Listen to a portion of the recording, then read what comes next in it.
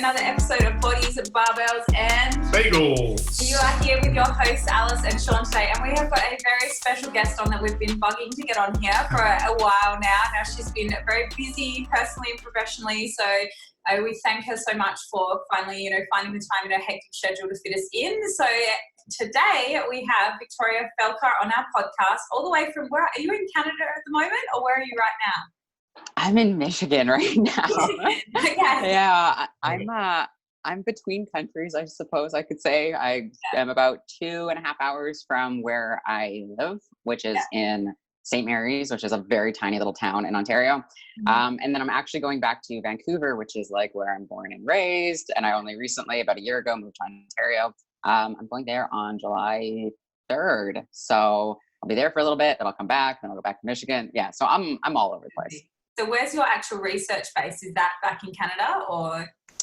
Yes. So my degree is out of the University of British Columbia in Vancouver. And so that's where I've actually done all 3 of my degrees. And like I said, I'm born and raised there. So it was really the best school for me for my PhD. So that's there, but I'm able to do it remotely. So I'm not the typical kind of what people think when they think of like medical researchers. They're in the lab.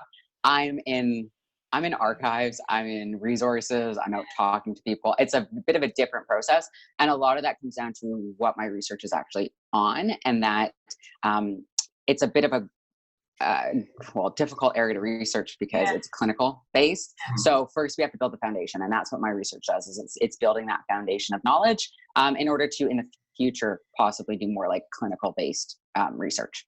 Yeah, because that's the hard thing. Like, obviously we haven't explained yet what Victoria does, but she works in a very big area, well, female health specifically. More so looking at PEDs, and when we say PEDs, we're also talking oral contraception, we're talking birth control, we're talking everything in that scheme of things, and female ovulation, menstrual cycles, like a lot. So specifically, I guess, tell us what the degrees are that you have done, and then also, specifically your niche now that all your clinical work is based around. Yeah, so I'm in a nebulous, I'm what you call an interdisciplinary researcher. So I kind of sit between a whole bunch of different fields and look at different perspectives around health, performance, the female body, in particular as it relates to sport medicine and the female athlete. And the female athlete population is such a critically under-researched topic. And unfortunately, there are certain health I want to say like characteristics that female athletes or women that exercise face that in contemporary medicine, there's really not enough understanding or consciousness about, which often means that these issues go either undiagnosed or misdiagnosed or just completely fly underneath the radar. And so my research does look at kind of that nebulous. And I usually talk about it that I look at the female body from cellular to social. So it is a big range. I can talk about genes and I can talk about like mitochondria and cellular exchange, but then I also look at the history of women's health research. Why do we think what we do as it relates to, say, menstruation? I look at the social forces that kind of, I guess, encompass, envelope women's health. So often women are, especially like younger women, they are either seeing a male doctor. So there's a bit of a power struggle, but also just dynamics of that. Maybe if you're a teenage girl, you don't want to talk to your doctor about your heavy periods because they are so stigmatized and taboo. And so I look at all those different factors and everything in between. And that came from, I guess, that perspective. It's unique. And it really did come from my kind of pre-education. So I did my undergraduate, so my bachelor's degree in kinesiology. In interdisciplinary research. I then did my master's in kinesiology, but I specifically it's like a little world called sociocultural historical research. It has a very long name, but it really was my way to be able to look at the body in a different way without having to go through the clinical kind of research ethics and the different paths that if I was more of like a science research, I would have to. But then I jump back into more of that sport medicine for my doctorate.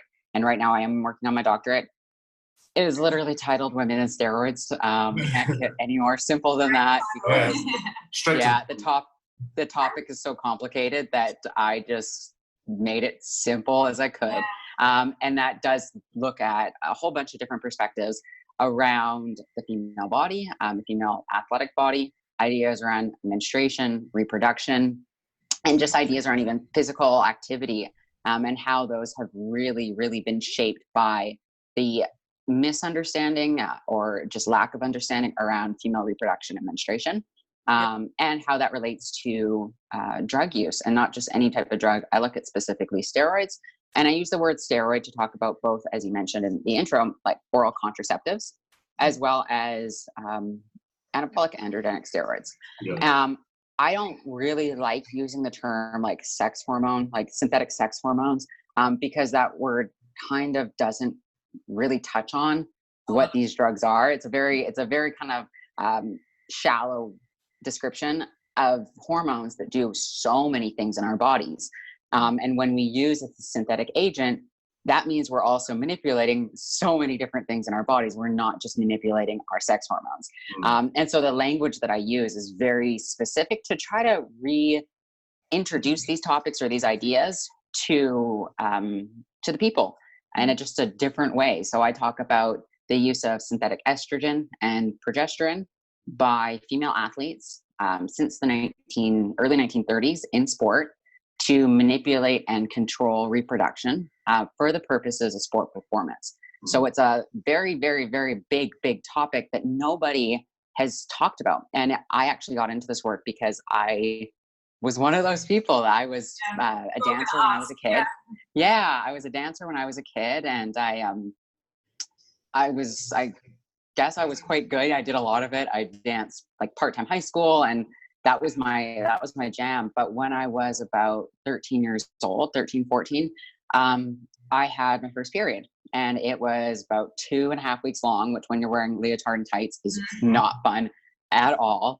My mom was she was one of the first practitioners in Canada. So she's quite an educated woman. And I remember talking to her being like, what is going on with my body? Like, I don't get this. I'm bleeding so much. And so we waited again, same thing. Next couple months later, same thing happened.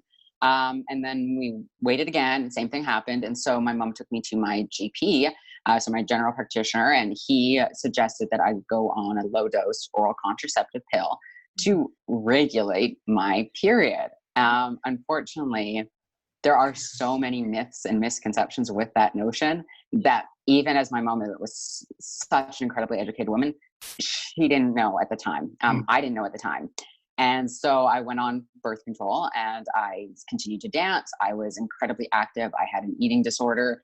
So huge amount of stress on my body. And so what ultimately happened when I went off the pill when I was about 17, my body for the first little bit was okay. I didn't have a period, but I really didn't have any signs of any hormones at that point in time. I never developed breasts. I never had like any kind of facial hair or characteristics that you would associate with something like, say, polycystic ovarian syndrome.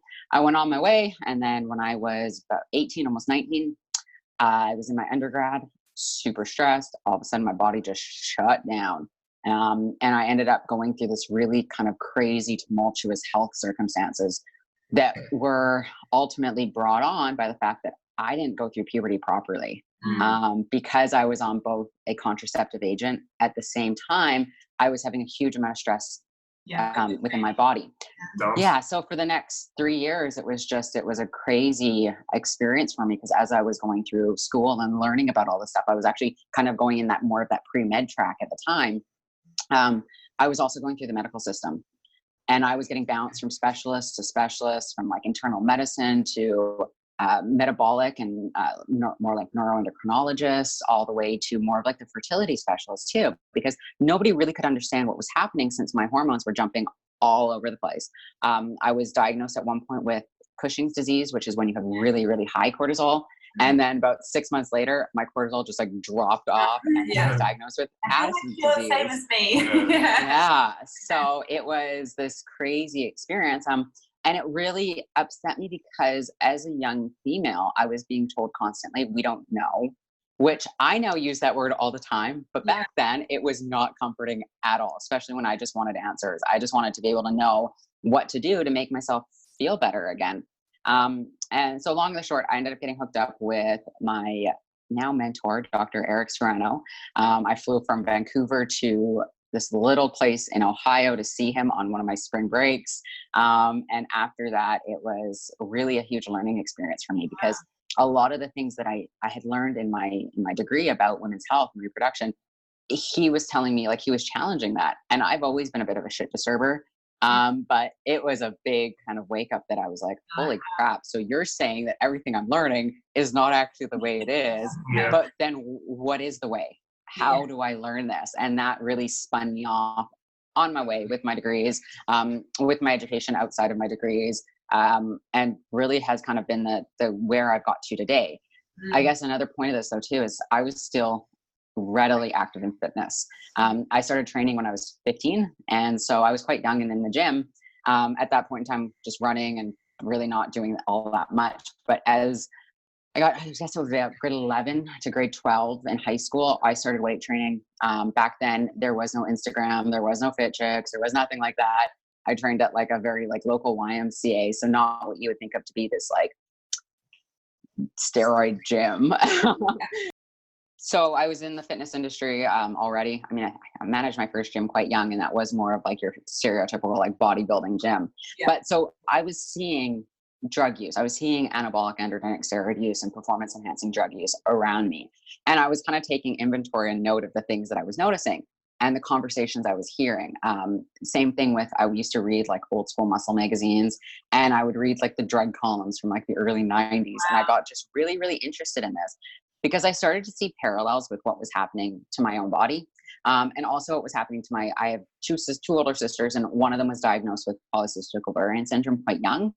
And so I was seeing that what she was going through with certain like really crazy hair growth and her hair falling out on her head, that type of thing. And I was trying to make sense of this. And back then I knew that there was some similarities to these things, but I didn't know the extent until not only I went through it myself, but then my research went that way. And so it really is like my standpoint that I bring to this topic is a summation of all of these different things. And it really was this crazy life experience that came together with my education, my brain that just likes to solve puzzles, and my interest to just help women and to bring knowledge to this, because it's just such an under discussed area of research. Absolutely. Except in forums. Yeah. Pretty much.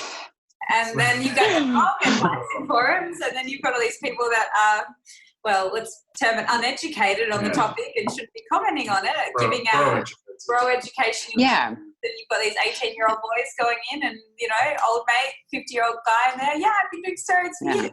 Jump on this. So, you know, you'll be fine. But so let's, I guess, go back a little bit, because it really resonated with me what you were saying about when you went to uni and you were having all those signs and symptoms of things, because I actually shared on a podcast the other day, I was on about a similar experience, and I just didn't know what was wrong with me. It was the same sort of thing. It was more post-comp, all the cortisol issues. And they'd say, oh, it's your adrenals, it's this, it's that, and every doctor. And so what were some of the, I guess, the big things that were the red flags for you back then that you knew your body just wasn't right compared to you know, other females around?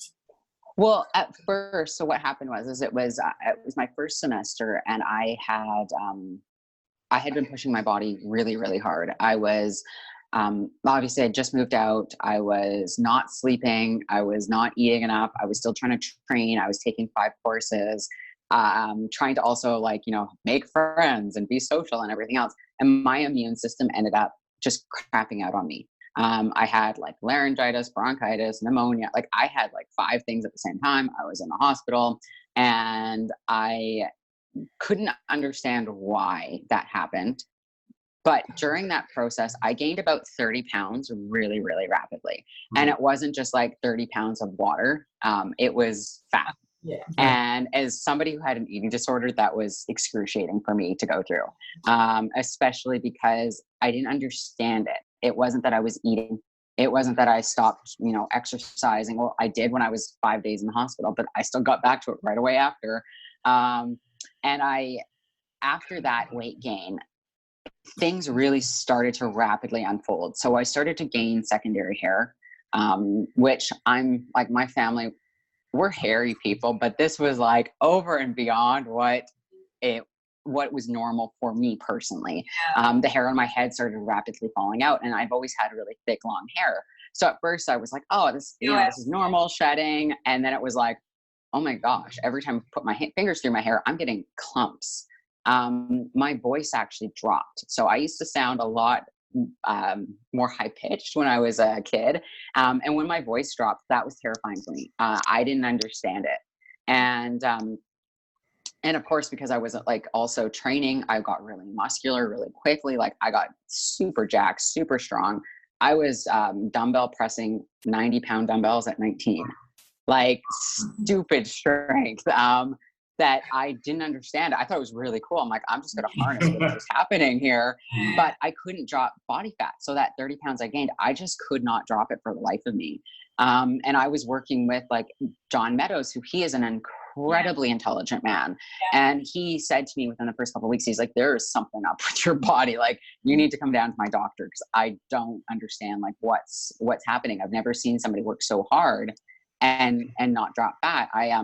I tried, and this is like, I mean, this is over a decade ago, but I tried, which is now popular, but like the ketogenic, and doing keto testing. And we tried, like I did 0 carbs for 2 weeks, and I still could not get into ketogenesis. I was peeing on my little dipsticks, and my body just would not give. I was never hungry. I couldn't get a pump. So there was definitely some major things happening. I had cystic acne, and still didn't have a period, at all.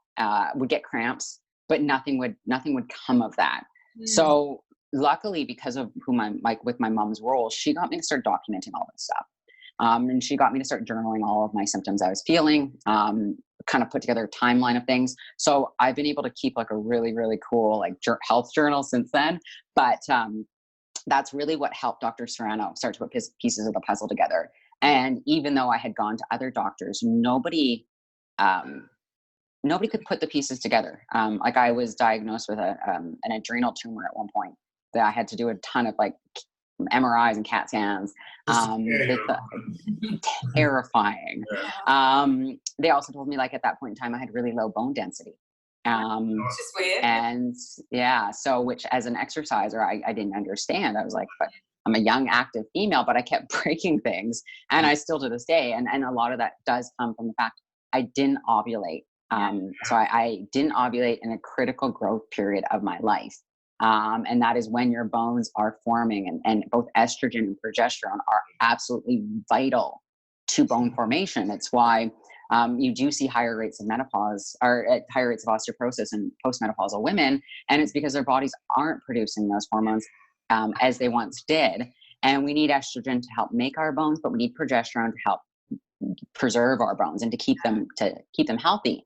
And so there was like all these little clusters of symptoms that I was experiencing. And what it came down to was that my body, like I just did not go through puberty properly. And my body was trying to kickstart this again, but it just couldn't get the wheels back on the track. And you compound not only like my lifestyle of having an eating disorder and overtraining with the use of an oral contraceptive, the high stress I was experiencing, and also some of the just, I call them inner predispositions, but the things that are just me. So I have an older sister that has polycystic ovarian syndrome. I have my mom she was filled with different autoimmune things. So there was some type of genetic thing we thought that was going on as well. And this is before the times that you could just easily get genetic testing done. We knew that like my dad had kind of battled with his weight and kind of not necessarily metabolic X syndrome, but type 2 diabetes for his whole life. And so we saw these little things within my family history too, that kind of was like, okay, well, if we put all these things together, we can create this actually really clear picture of what's going on and what's happened with you.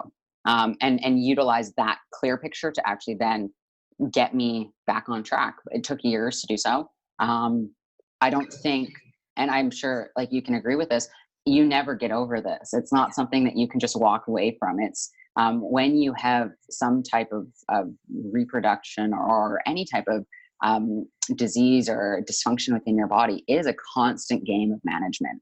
It's not something like you can just go like, okay, I'm cured now. All right, let's get on with life. It's no, I have to work every single day to be able to make sure that my body is functioning optimally for me. And how my body functions optimally, like what I define as being optimal, is going to be very different than other people. And that's something that was really important to my ability to just be with my health stuff and to not try to just keep fixing myself or looking for the cure, and exponentially help my research and my clinical work as well.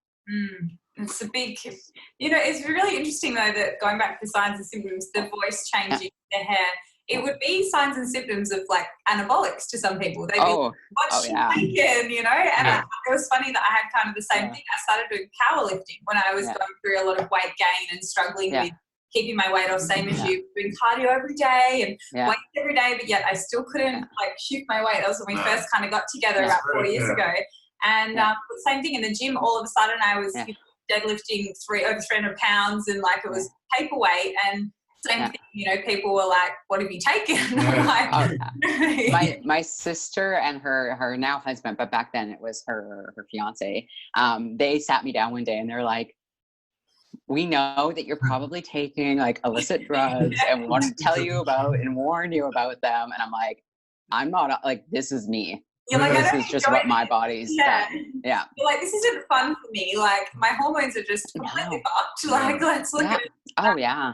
And I mean, there's so many different consequences of that too. Like the things that I don't often talk about when I talk about my health history, or even just other women going through this, is that the social and emotional effects of that, to this day, I still am working through. To feel that your body is, you're a traitor. Your body is doing something that you cannot control. Not knowing what that is, the emotional effects of not being able to wear what I wanted to wear, to look how I wanted to look, to feel like I wanted to feel. The effects that I had too of being somebody that had an eating disorder and had that bit of body dysmorphia already. I mean, that just caused it to go absolutely crazy. So I was also dealing with depression and anxiety, and all these other things at the same time, which now, and I'm sure we can talk about this later, I know affect how my hormones are. There is an effect of like the neuroendocrine system. So your brain and your neurotransmitters have a profound effect on your reproductive cycle and health. But back then I was like, well, I'm just fat and unhappy. People are calling me lazy. People said that I binge eat. So I was having a lot of like accusatory statements as well. It really shaped the way that I saw food. I already had kind of a weird relationship with food because I also have a bunch of digestion issues, and I've had those since like I was born, but I already had kind of like a sketchy relationship with food. And that just caused it to like completely, for about 4 years, go in the toilet. And this was a time that I was already branching into my work and being perceived to have my shit together, being perceived to be like, a climbing in person in the industry. And I was like, oh, you guys have no fucking clue. I'm a hot mess. And so that did take me a long time to work through. And like I said, it's something I'm still working through every single day. I don't think I'm ever going to be like, quote, recovered from it.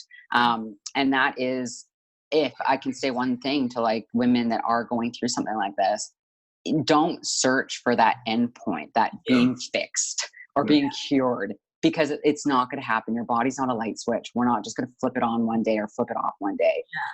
It really is there is a summation of factors that got me into that place. And there's a summation of factors that helped me to get to where I am now. And that I am like healthy relative to my own body.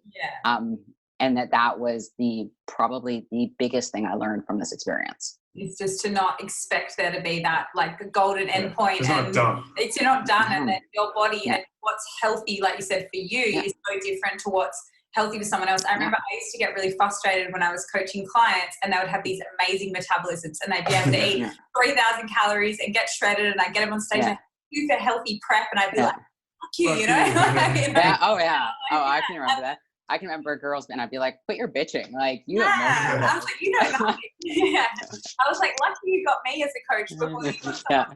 Like young girls, especially who are like, "Should I go on the pill?" And I'm like, "No," like it's crazy. But that, you know, like we were saying off air, like that's where we've both ended up because we got so messed up. But the thing is, if we didn't get so messed up, we wouldn't be helping as many women as we are. So I see it as a place of gratitude. You kind of always have to go to that whenever you're having one of your days where you're like, I still wish I could eat more food, or I still wish I could, you know, do X and Y. So it is one of those things. But yeah, I really appreciate you sharing that story, because I don't think I've listened to a lot of podcasts that you've been on, and I don't think you've really like gone really deep in terms of like that. So I think that's really cool, because I think that a lot of people don't want to just hear someone that's perfect and talking about these things. And it's nice to hear that you're real and that you've been through it and that you understand both sides of it. So thank you so much for that. So appreciate it. Yeah, let's get into it, I guess. Some of the big questions now. So I'm going to start off with a little more menstrual ovulation, fertility side of things, and then Sean's going to delve into more steroid use, PED use. So first up, we've already summarized who you are, so we've ticked off that. We've ticked off your choice to do, you know, why you're doing what you're doing. So really, let's kick it into menstrual cycles, so a big one. So I guess really just explain to general pop, because I actually had a really good consult with a lady yesterday, which was perfect timing, because she said to me, my menstrual cycle is 40 days long and I'm freaked out because it's not normal. And I said, is it always 40 days? And she was like, yes. And I was like, cool. Well, like there isn't a technical, it's not everyone's going to be 28 days. Let's look at these variables. So I guess for you, could you explain more about what a normal menstrual cycle is, quote unquote? The things that you might be looking for in terms of warning signs for females if there are menstrual cycle issues? Yeah, so I think it's a great question, and it is something that we've all just touched on. It is something that's so individual to the person, and that really is what the research has said as well. And so, just in terms, I'll touch on cycle length to begin with, because I think it's a good jumping off point. But essentially, there is no easy answer to this. And it's funny because people always ask me, they're like, oh, well, just like, what's your one takeaway, or what's the easy way? And I'm like, that's the thing we have to understand, is this is not simple. Our bodies, in order to have a reproductive cycle that is like a healthy ovulatory cycle, are going through a lot, and a lot of things have to be in place. And so when we think about the average length, it typically, like, you know, many studies and many people believe it's 28 days or a lunar month, but it's not the case for everybody. And so your cycle, what we consider to be like a normal cycle, can be anywhere from 18 to 23 days, all the way up to 35 plus days. And that's going to change also throughout somebody's life course. So typically speaking, cycles get shorter with increasing age, and the normal length will actually go a little bit shorter as they are nearing perimenopause. And so the answer is that there is a bit of variability as well, because women will have often periods within their life course or their reproductive life course where they don't have a regular period for themselves. So there might be 2 weeks of difference throughout any period of time. And so really the answer is it depends on the individual, it depends on the woman. And the only way that for you to understand this is to be able to track and pay attention to your body. Because what we see in a lot of at least a lot of the, I guess, okay textbooks or the okay studies or the okay talk online, is that it is a misconception about menstruation that then makes you feel like you're broken because you don't have that perfect 28-day cycle. And so I think the best thing for menstruating women to do is to track themselves, and you'll know what normal is. When we think about normal, it's not just length either. Like if you're having a painful period, if you're having a ton of flow, if you are having mood disturbances or sleep disturbances, or you just feel that something is off, even if you have a 28-day like clockwork cycle, can you still call that normal? I don't think you can. Unfortunately, though, within kind of this mainstream medicine, that they don't always control for things like this. They don't always ask those questions. I feel that for a lot of individuals too, they perceive that bleed, like the flow, misflow, is the sign of a period, but that's not a sign of a healthy period. Ovulation is the key to success. And I think I stand on my soapbox every opportunity I get to talk about this. And knowing if you ovulate is the best way to understand your period. And so ovulation is the process of how our bodies make progesterone. We make progesterone at other sites in our bodies as well, but most of our progesterone production are to come from ovulating. And so you can have a bleed, you can have even discharge or a 28-day kind of like cycle, and that you go from not bleeding to bleeding. But if you don't ovulate, you can't say that you have a healthy period. You just have blood, you just have flow. And so the first step, I think, for most women to understand their hormones, their health, is to find out whether or not they ovulate. Another big thing too is that there's also certain kind of like check marks or periods that we can look for. And so you have a kind of like, I call it almost like your phase 1 which is the time before you ovulate, and the phase 2 of your cycle, which is the time after. And so those lengths also need to be tracked, because if you have, say, a short luteal, which is the phase after, that can also be signs of dysfunction. If you have, say, you ovulate every 3 months and you track this for a year and you see that you ovulate every 3 months, that could be normal for you. If you don't ovulate in winter, that could be normal for you, but you won't know until you track. And that can be related to something like vitamin D deficiency. Vitamin D is critical for our hormone health. And there are some women that, I mean, from like there's also like evolutionary perspectives on this, that their bodies, especially if there's genetic predispositions and a whole bunch of other things that go on to this, but if it's cold, their bodies sense danger and their bodies go like, hey, I don't need this. I don't need to. Yeah. And another thing too is to be able to look at like both internal and external factors. So I've worked with an individual. I've worked with, tons of individuals at this point in my career. But one example is I had a person I worked with for a couple of years. And so she didn't ovulate anytime near like major, like either exams with school or events like Christmas, because the stress was enough to cause her body to say like, hey, I'm not in a good place right now. I'm not going to be able to make babies, because ovulation is how we can make babies. It's how we can have, it's a marker of whether our bodies are fertile or not. And so for me, like those are some of the I guess the major signs. There's a lot of abnormalities as well. Like I mentioned, usually red flag goes with amenorrhea, which is not having a period, but there can be things like abnormal uterine bleeding. So say you are bleeding, you have a really heavy breakthrough bleed at that mid-cycle point, or every time you have sex, you're bleeding afterwards.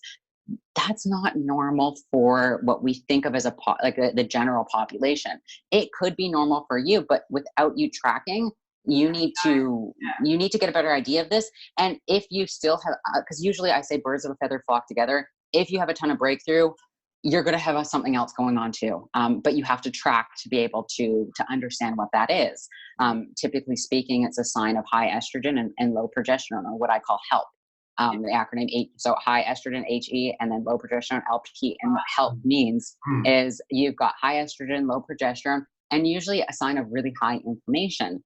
And this is typically common in athletes. And athletes don't typically have what we call an ovulatory period, because their bodies are under a lot of stress. There is I'm sure you guys get a lot of questions down there about polycystic ovarian syndrome, or PCOS. And that's one term that I cannot stand, because it is not the proper term. Yeah, it is. It's what we call hyperandrogenism, which is high levels of androgens. And those androgens can happen from multiple sites within the body. There's also something called primary ovarian insufficiency, which means that your ovaries cannot produce what they need to be able to create an ovulatory cycle. And you can have PMS or PMDD, which again, those aren't, in my opinion, to be endpoint diagnosis. Those are a sign that something's not going right. Same thing with PCOS. It's a cluster of symptoms that something is not going right. It is not an endpoint.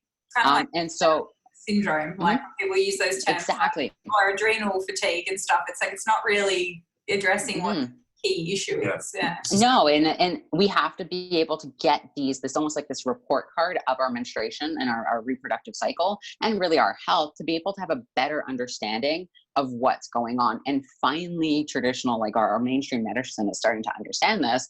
And there are calls for women to be tracking their menstrual cycle.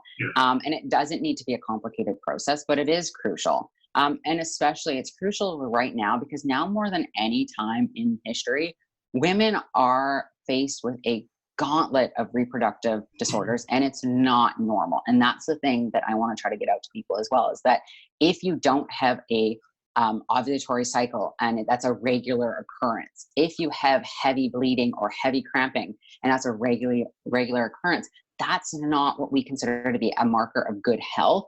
And therefore we have to dig deeper and find out what's going on. And like, what are we, 2019? We've got just an epidemic of hormonal disturbances in women's life cycles. And whether this is related to the use of hormonal contraceptive, environmental toxins, high stress lifestyles, dietary factors. I mean, anything from even premature hysterectomies or oopectomies. There is a lot of stuff that women are facing right now. And as somebody that's gone through it, my heart just breaks when I start working with women more often, when I'm doing podcasts and I'm hearing about other people's stories, when I'm digging into the research, because it is scary at the rate that this is occurring. And that as I guess medicine as a whole really does not have a solid understanding of how to help women. For me, the first thing comes is just to track. Tracking is crucial. Tracking, like I mentioned, doesn't need to be complicated. There are apps. I usually tell women just be wary of apps because you might get a new phone that doesn't have the same app on one phone. The app can just go down. You don't control that. What you can control though is a date book. Yeah. Buying yourself a thermometer and to take a look at, and I can send this if you guys want me to for you to post, but there is a incredibly well-researched clinical tool that was developed in the 1990s by Dr. Geraldine Pryor, and it lists all the things you need to look out for and to track and to do this for more than 1 month, to do this at least for 3 to 6 months to get an idea of what's going on. And this for me is such an important thing that's not being done often enough, or women are using apps that only give them half the story. And they're not asking questions around say, hair growth or external stresses or how their sleep patterns are, because all of these things are going to influence their reproductive cycle. Another big thing too is watching for just other signs, little nuances like acne. If you're starting to get acne like clockwork at the same time each month, that's a sign that your hormones are doing something.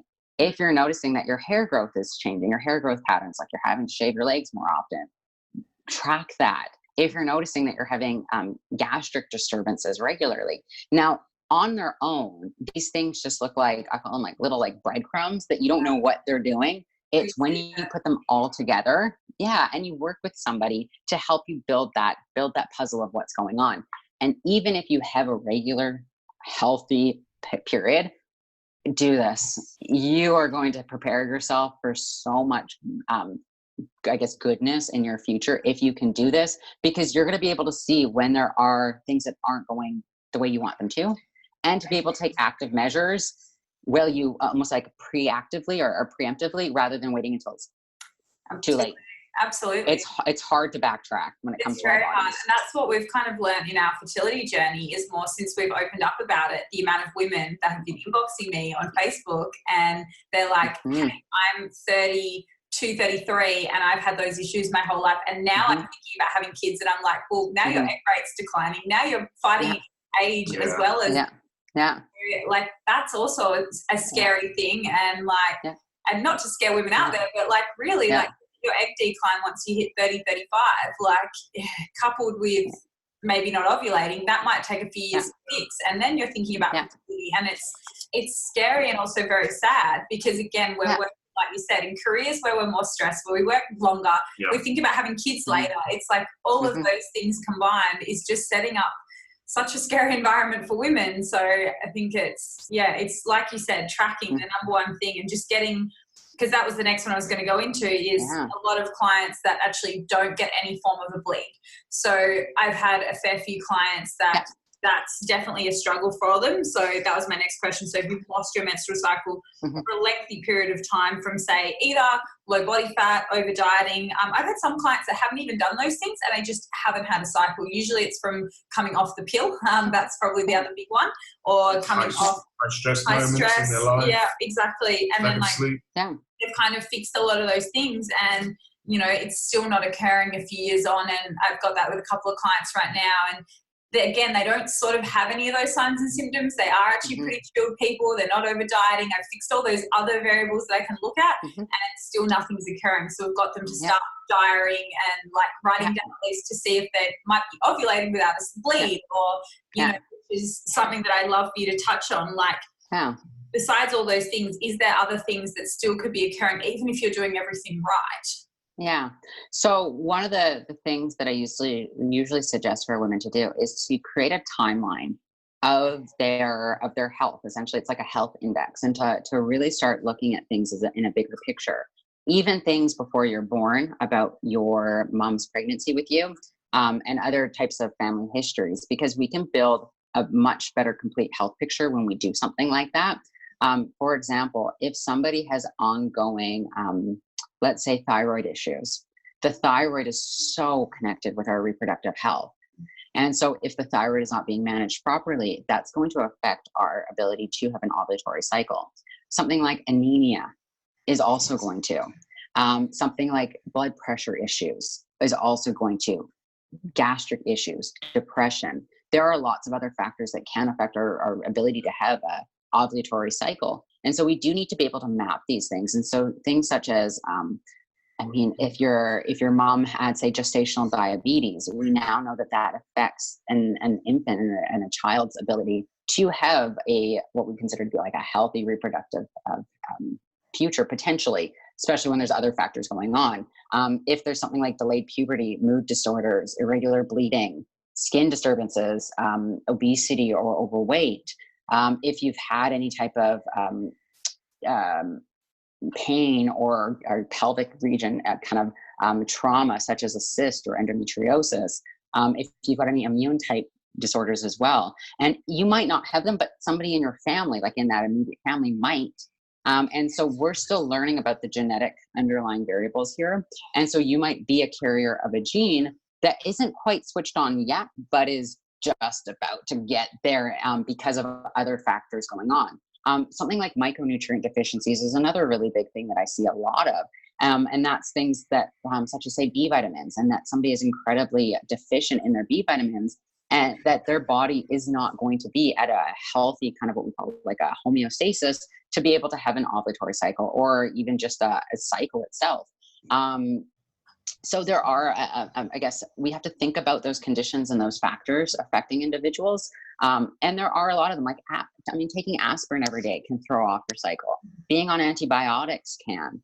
There are so many different things, and we still don't understand them all. And so I think being like a conscious individual is to be able to map and to see what's going on first before we rush in to go to the doctors and be like, oh, help, help, help. Because often, and this doesn't happen everywhere, but one of the things I've seen as a continuing kind of occurrence within my career is the fact that more often than not, when a female says that she has an irregular cycle or does not have a cycle, a physician is very likely to put her on a contraceptive pill, which is the complete last thing that they should be doing, because that's now going to make you not ovulate and not have a normal natural cycle.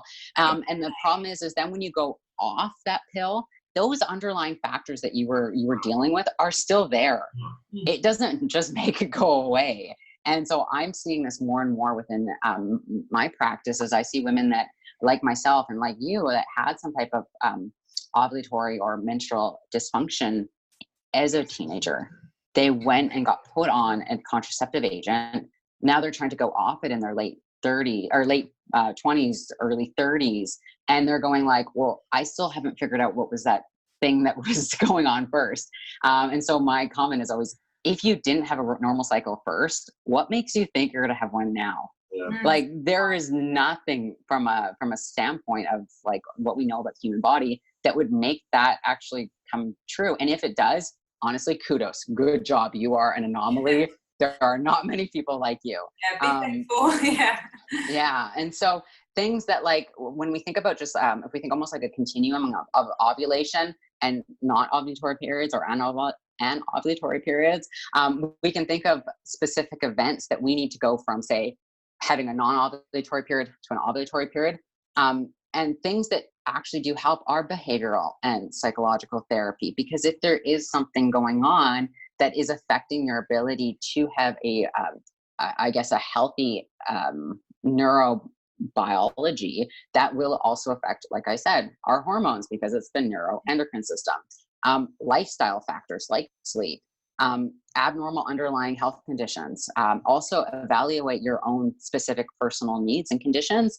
If you're somebody that you feel that you, let's just say, need a little bit more food every single day to just feel good and feel healthy by doing caloric restriction, that's going to cause your body then to think that it's starving. If it thinks that it's starving, you're probably not going to have an ovulatory period, just from how our hormones work with just our general biology. Other things that can affect us to being non-ovulatory are things like genetics, stress, endocrine abnormalities, metabolic conditions, nutrient imbalances, drugs, chronic and autoimmune disorders, pregnancy, menopause, breastfeeding. There are so many things.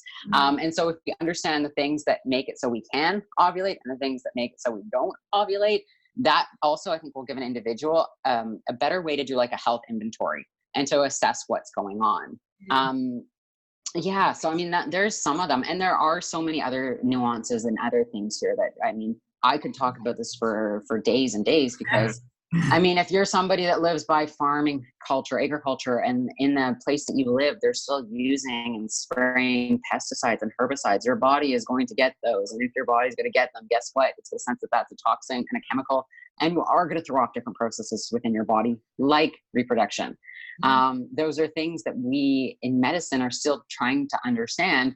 I mean, there are things that I know, like I went through this last year. I moved to small town Ontario, like I mentioned at the beginning. And when the farmers started spraying fields, I've never been through that before.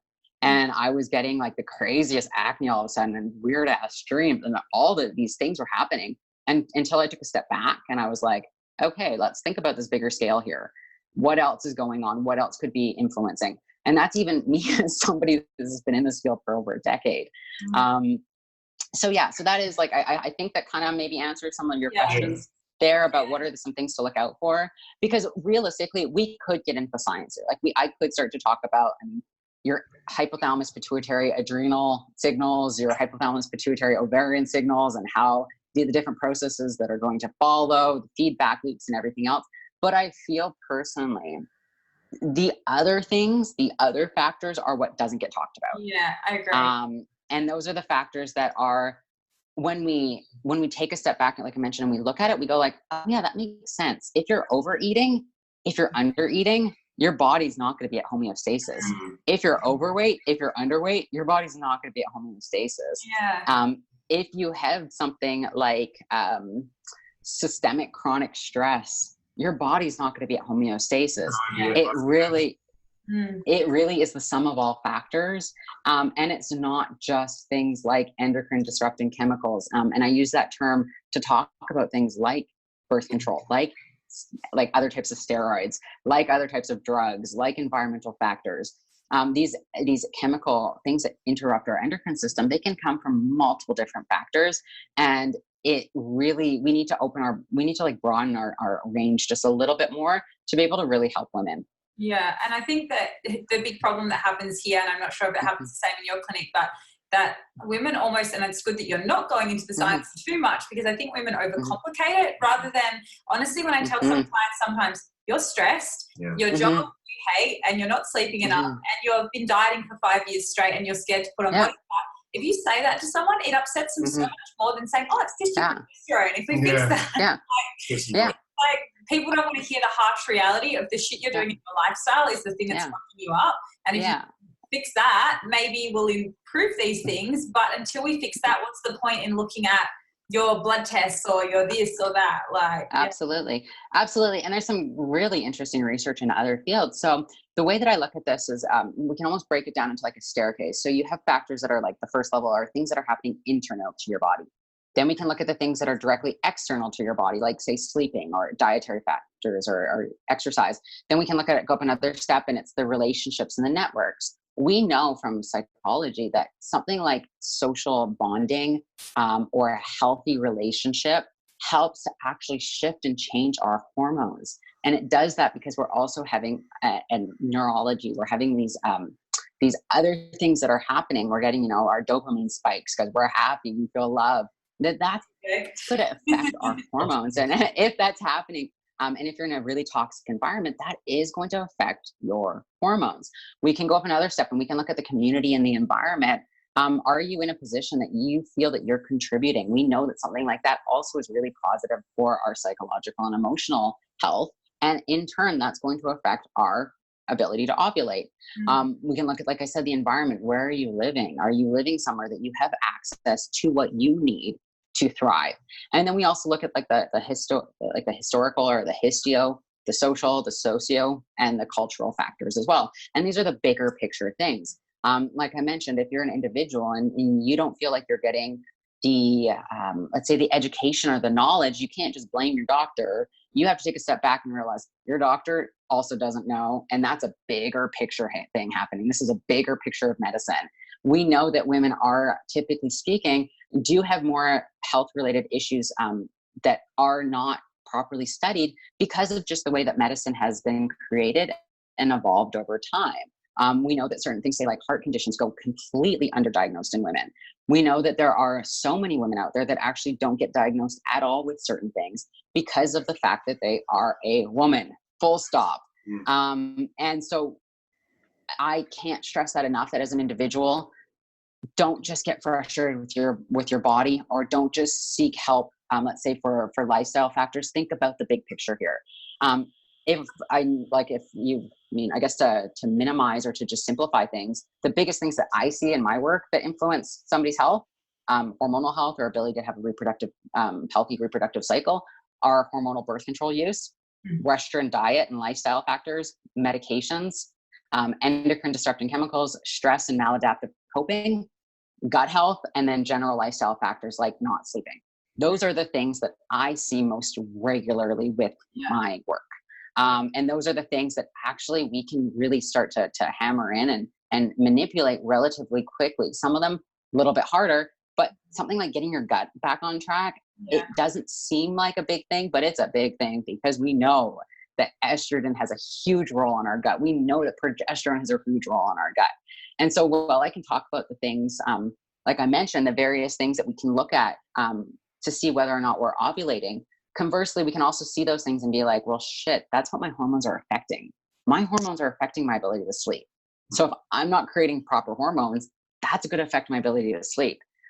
Digestion, if I'm not creating proper hormones, that's going to affect that ability. And so these things have a relationship. And so I personally believe if we can think about not just honing in and going on HRT therapies or things like that right away, if we can look at the other end, it is a lot more of a sustainable approach, and it's a lot safer of an approach. Create an environment for your body to thrive, create an environment for your reproductive health to thrive, and it will, but you can't just rush right in because that's band-aiding it.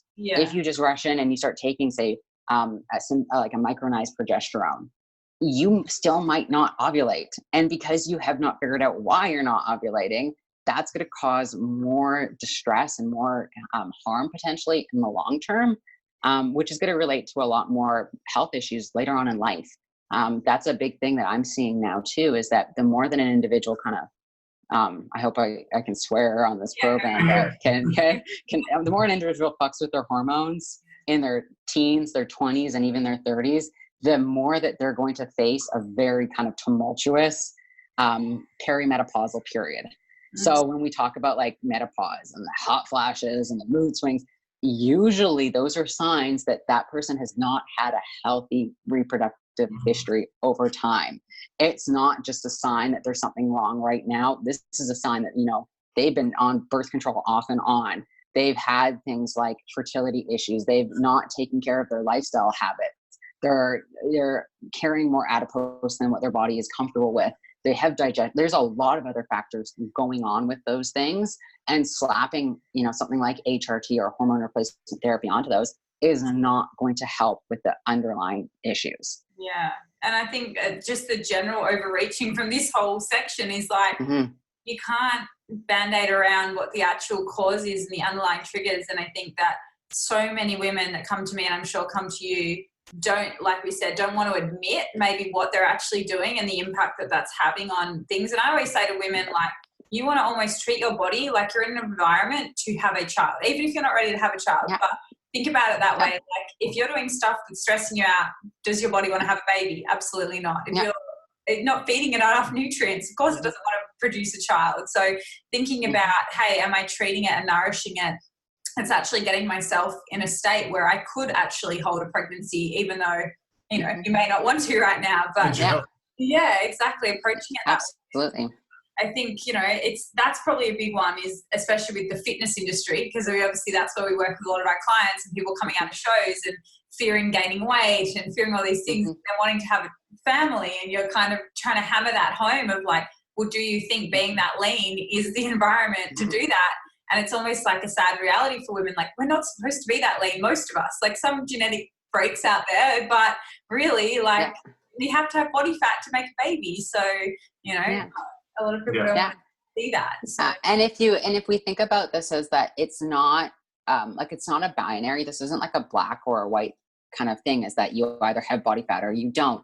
I talk about this as if it's a bell curve. I got so excited there, I stuttered. But with a bell curve, it's like an upside down, almost like U with handlebars, and that health is not found at either end. Health is found in the middle, and it's not just this one solid line. It's actually a continuum. There are a degree of kind of areas that can be considered healthy, and within your life course, this is going to shift back and forth. It's not going to stay constant, because we don't live in a world that's constant. Our bodies are not constant. We thrive. You know, I've talked about this before in other shows, but the circadian rhythm of the 24-hour cycle, the moon cycle, the tides, our whole world is on cycles, and our body functions and thrives in that way too. If we think about something as simple as how we sleep, well, the factors that allow us to sleep is a cyclical process. You have melatonin, you have serotonin, you have cortisol changes, you have other types of hormonal changes as well. And these happen in a pattern, these happen in a cycle. And so I think it's really important for women to kind of have acceptance within that, and to realize that they just need to start listening. In order for our bodies to function, it is, or in order for ourselves to have an ovulatory period, it is a hormonal symphony. Hormones are a symphony. They play a rhythm for every single ovulatory cycle that we have, and for our reproductive life. And so we have these little, almost like this orchestra playing in order for us to have a cycle, but we also have this orchestra playing in the background, which is our reproductive lifespan. And this starts before we're born, and this goes until we are dead. It is a cycle of life. And that when our hormonal rhythm gets thrown off, our symphony is not playing the way that it should. And so not having a period for a little bit might be okay for you. I can't say it without a doubt, because I don't like to generalize, but it is not something that should be done in the long term. Having a non-ovulatory cycle is not something that should be done for long term, because these hormonal signals, they act as a symphony. They act as a musical orchestra playing together to create so many different things within our bodies, things that we don't even quite understand yet. And when there's dysfunction in this, it leads to dysfunction throughout our entire bodies. Just because you don't have an ovulatory cycle, you can't think that that's not going to affect other parts of your body. It will. It absolutely will. So if one little thing in your symphony is out, so if you have, say, I don't know, a drum player, and the drum in your symphony is not staying to the right tune, it can affect the quality of how the whole thing sounds. So it can affect not only how your reproduction cycle is, but it can affect how your thyroid is functioning. It can affect how your digestion is functioning. It can affect how your moods are. All the instruments need to be in tune in order for our bodies to have a sense of well-being. And when they're out of tune, there are consequences. I mean, when we think about the impact of reproductive hormones on our bodies, they are so powerful. They help us create strong bones. They help us create strong muscles. They help us have a healthy metabolic rate, insulin sensitivity, a libido, fertility, ovulation. I mean, like I said, a healthy menopausal transition, a resilient mood, gut health. It's not just about our sex hormones. It's not just about our metabolism. There are many things going on here. And the things that can affect or throw off this orchestra from playing, or the symphony from playing, are things like I mentioned, nutritional inadequacies or stress, toxicity, some type of malfunction within a different system of our body, mineral deficiencies, diet, lifestyle, sleep. And so these are all things that we as individuals, we can control those things. We can manipulate those things. We can't just go inside our bodies and be like, hey, you ovary, turn on. Mm-hmm. So we have to take that step back and look at the things that we can influence and control, and to do those over our life course. It's not enough, like you said, just to go like, oh crap, I want to make a baby now. Let's just turn on this like super healthy lifestyle. Yeah. Because our bodies are so much smarter than we are. We know so little about the human body. It's like the solar system.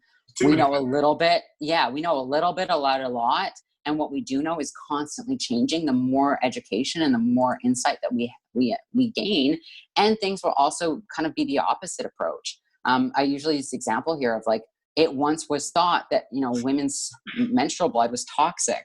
It was like, it could kill flowers. That was legitimately the experiment that they did, and that it's toxic and it's poisonous. And it's like, we have, and that's in scientific textbooks. We now in 2019, hopefully realize that is not true, that there is this false sense of understanding there, that we've changed our ideas. And I think that within our lifetime, we're going to continue to shift and change our ideas around women's health and reproduction.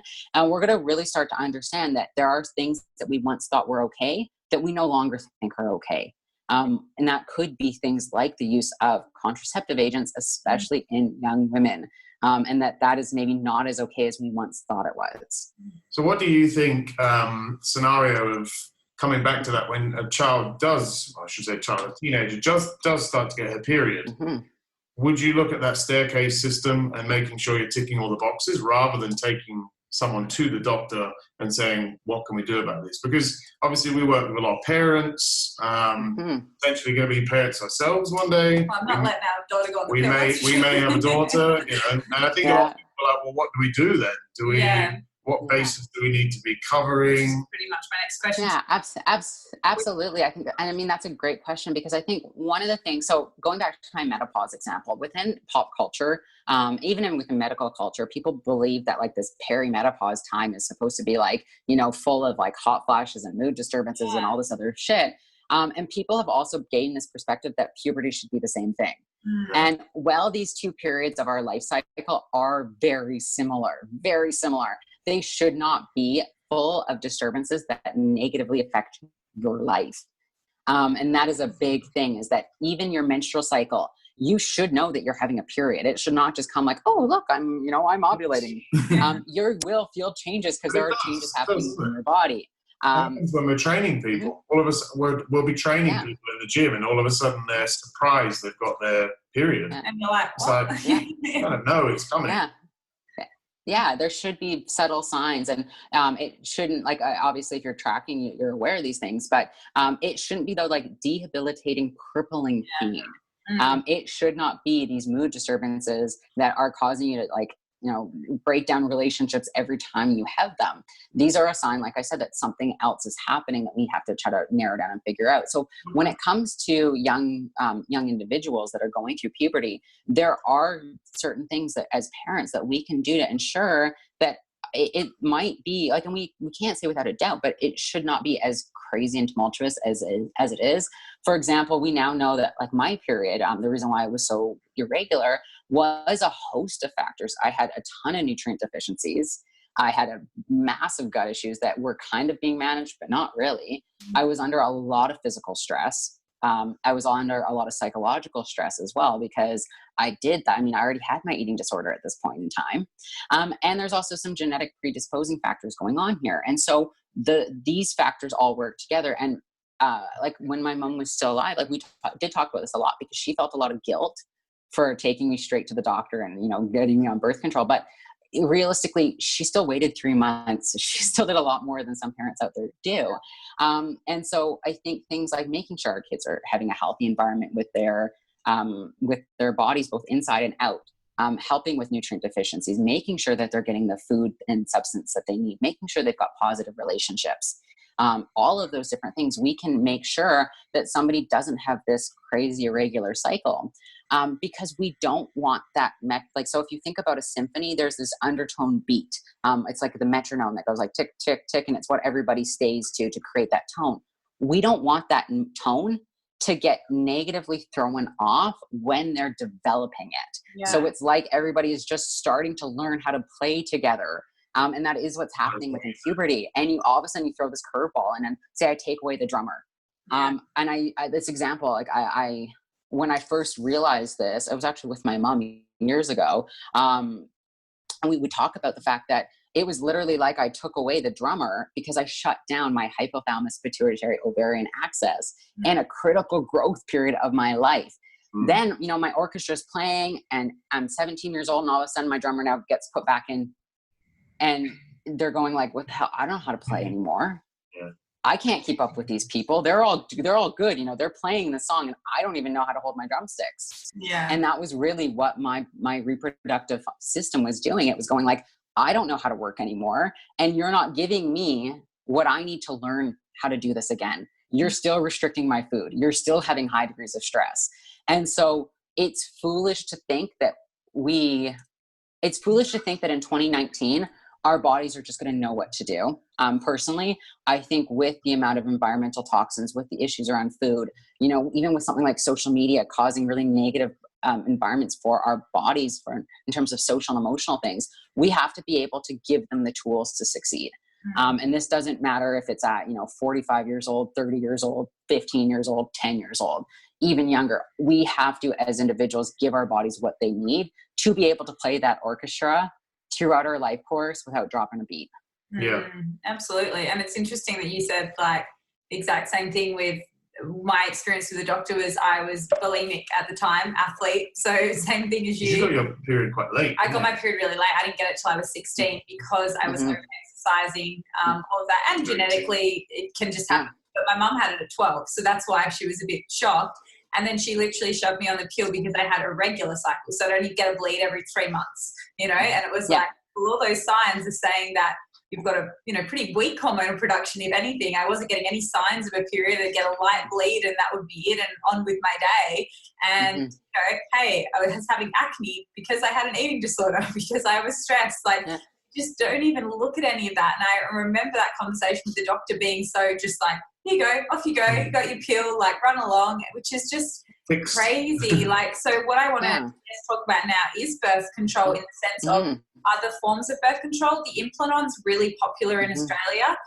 That's probably the big one.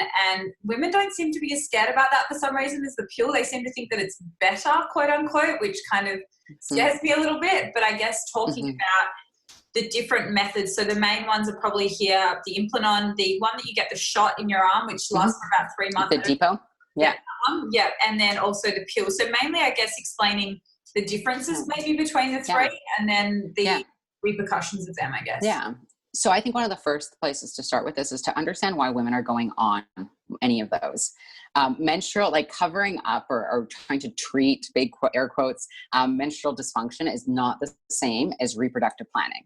Yeah. And I am all for personal choice. I'm not going to take that choice away from women.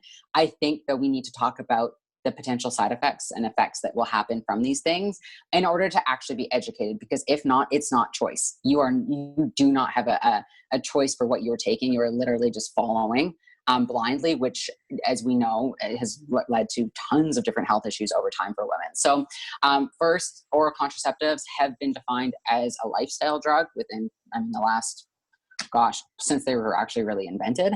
And so they are used for things like cosmetic reasons, acne. They are used for things like convenience. My period is like, I don't like having it, so I'm just going to make it go away. Those are scary for me. Those are not the same as I am wanting to have a safe sex because I am, say, having more than one partner. Now, is that the only way for reproductive planning? No, there are other options for reproductive planning. But knowing the motives as to why somebody is on or wants to go on will be able to help navigate which are, say, better, I hate the word better, but better or worse for somebody. And so there are both hormonal contraceptives and then there are non-hormonal contraceptives. The word contraceptive, though, it's funny because in my research, I had to try to define what I was talking about. And my boss was like, well, why can't you just call it birth control? And I'm like, because people don't take them just to control birth. Yeah. That would actually be something that in my world is not actually being ethical, because I'm misleading with my language. And so there are many methods. So you mentioned some. So there's the IUD and the IUD. Intrauterine device. There's two main types of this. There's a copper one, and then there is also what we call like a hormonal IUD, and these actually have a localized hormonal occurrence that I hate. Like, even the word local is wrong, because hormones just don't happen in our ovaries or uterus or our reproductive kind of pelvic region, and then that's it. Yeah. What happens there is going to affect the rest of our bodies, maybe not in terms of actually putting hormones and other types of receptors, but it will have a larger consequence on our bodies. There are things like implants. So there's a hormonal ring, a vaginal ring.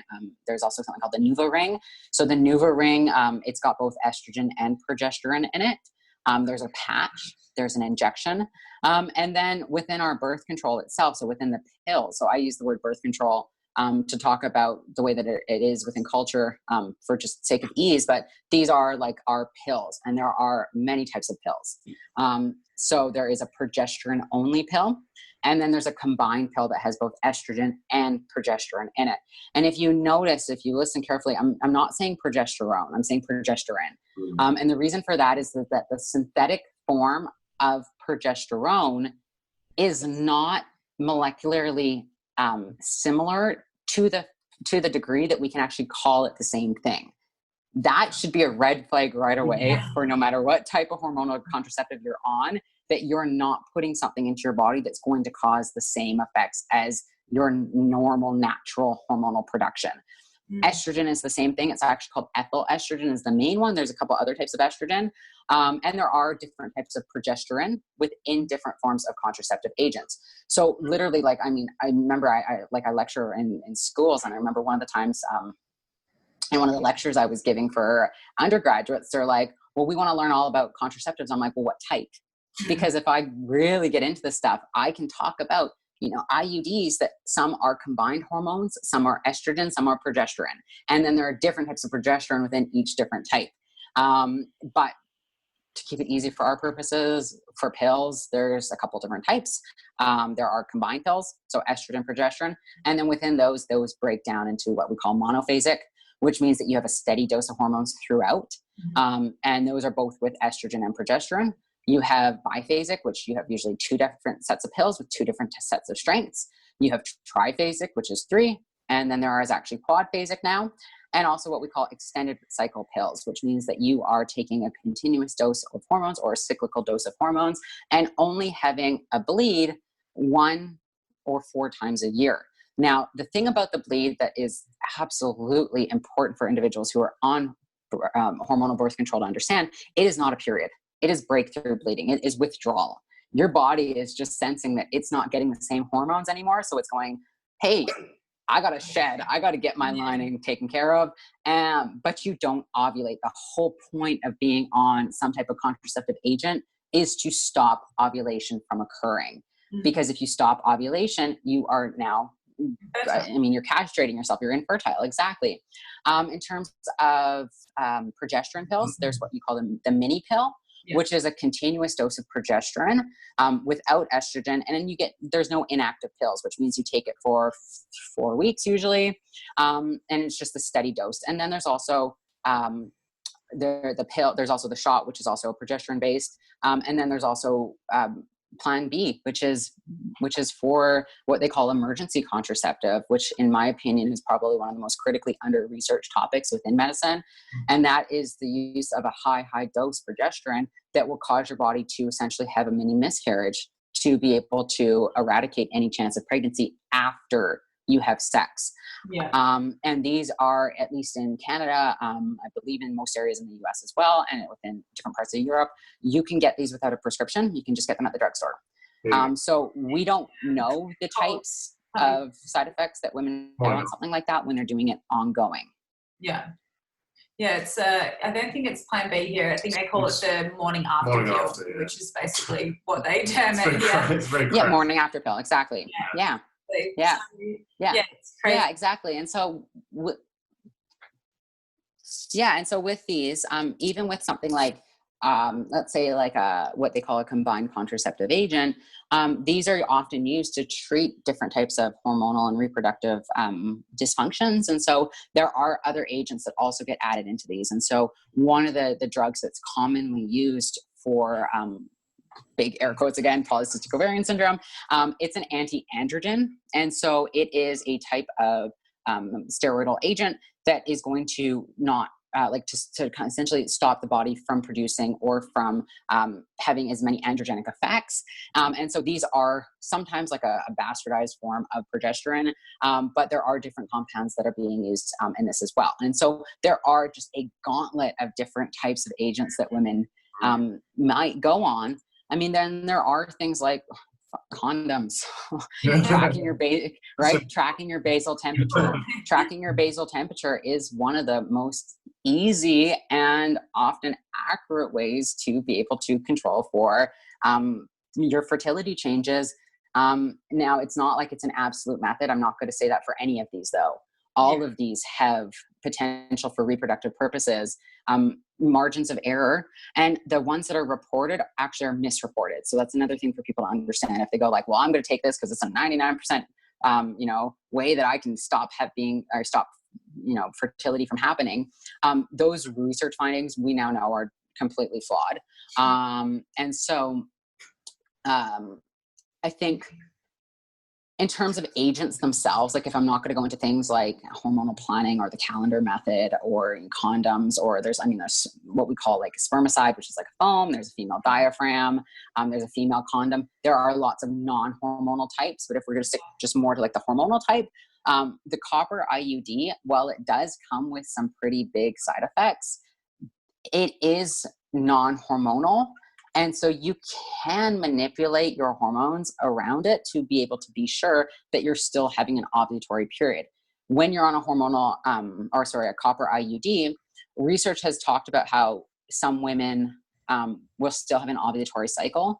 That, again, it's totally a misunderstanding. It's not likely a woman is going to have a continuous ovulatory cycle because there is something implanted within her body that is essentially stopping her from having any type of fertility.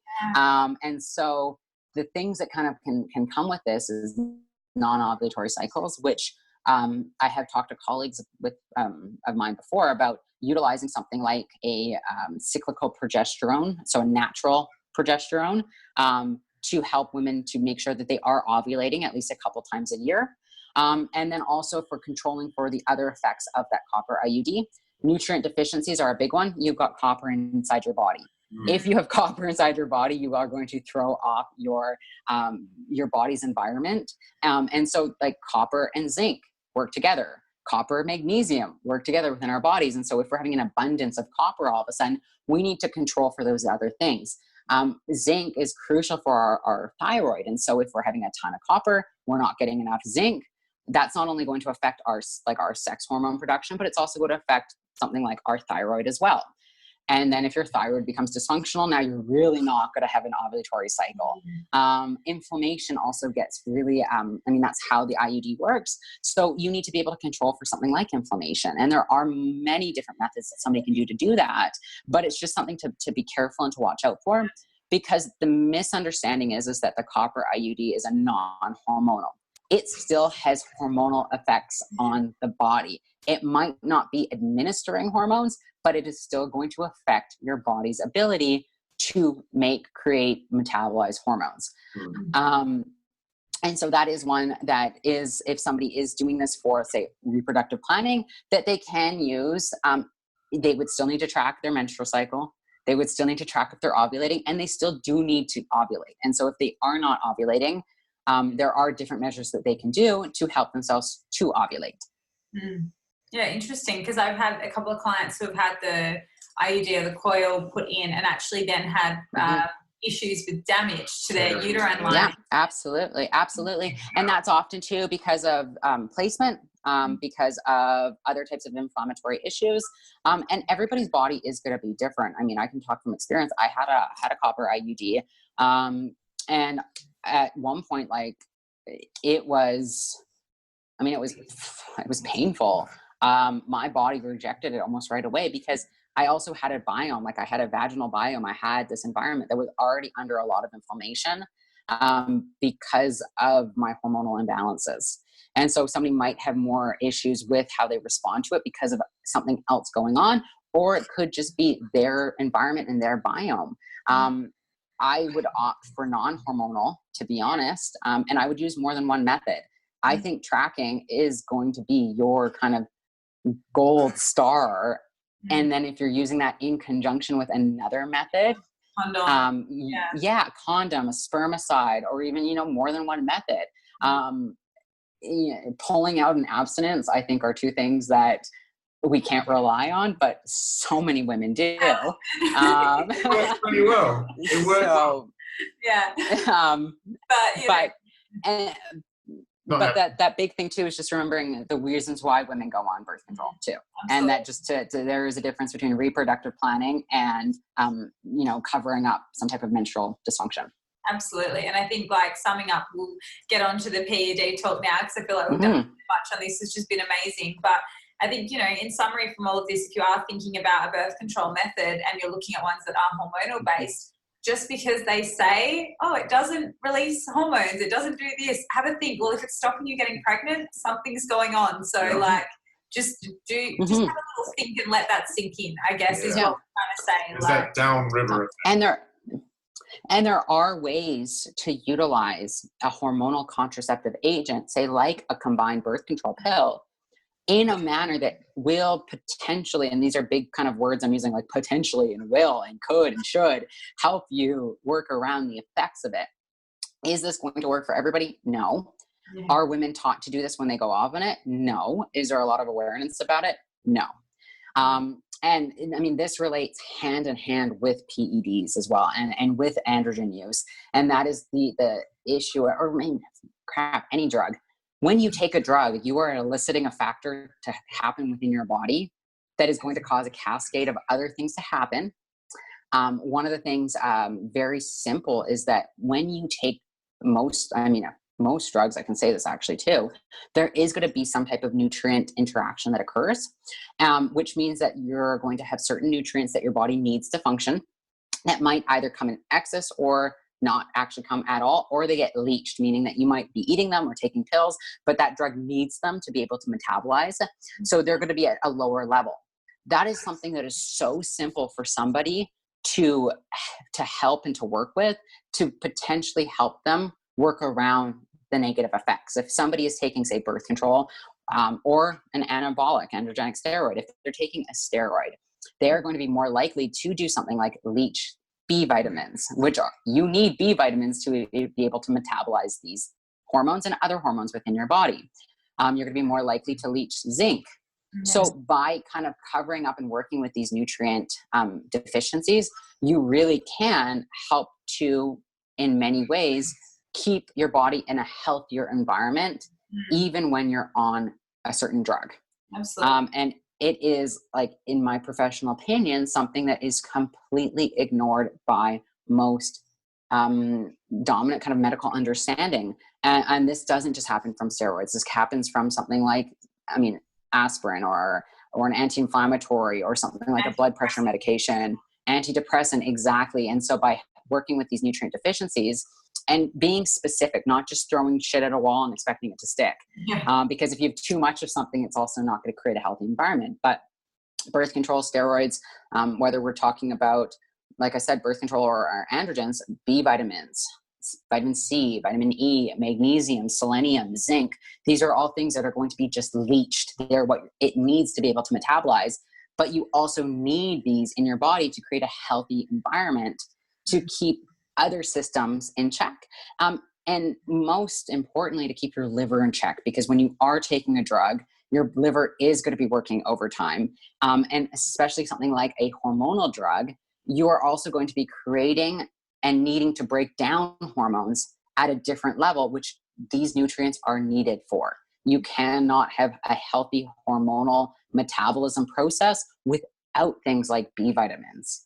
So it's really like, it's a double-edged sword. You're going to take something, it's going to leach, and then what you need to actually break down those hormones are those nutrients at the same time. And that's, I feel, why people do get into really big messes with their bodies. Because especially now, if this is long-term and you've been, say, B deficient for 10 years or more, that puts your body in a really scary place. Absolutely. Like, especially women, like, and I don't know if it's linked, because I haven't looked at enough research, but I've been interested in it. A lot of women who are more, say, anemic, eating disorders, and very iron deficient, and then also not having a menstrual cycle, like that to me, like stuff I've just seen anecdotally with clients who are now running fertility issues. Yeah, I got one Absolutely. One that I'm like, can you just eat some red meat? And she's like, I don't like red meat. And I'm like, oh, we need something. Yeah, absolutely. And something like iron, I mean, there is a form of anemia that is related to B vitamin deficiencies, or your body's inability to break down certain types of B vitamins, right? We now know that there's genetic variants within something like folic acid. So women that are pregnant probably know the gauntlet of research on folate. But that there is different types of genetic predispositions that will change or alter your body's ability to metabolize, let's say, folic acid versus folate versus folionic acid. There are many different forms of this, but it is still a crucial part of a healthy body. So you have to find out which is what your body needs. And that's one of the things why I don't like giving really kind of clear-cut guidelines like take these supplements to get your period back, because it is going to be different for people. Absolutely. There is not really, there's some general things, but these are kind of like the sleep, eat clean, exercise, like the very basic things. But when we start getting into something like supplementation, it does need to be as personalized for you and for your environment as possible.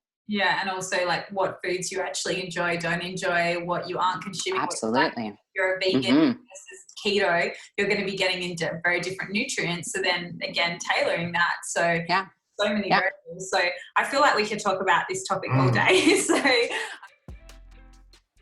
as this podcast is going for over 2 hours, we've decided to split it into 2 episodes. We really appreciate you tuning in and hope you got so much from this podcast with Victoria.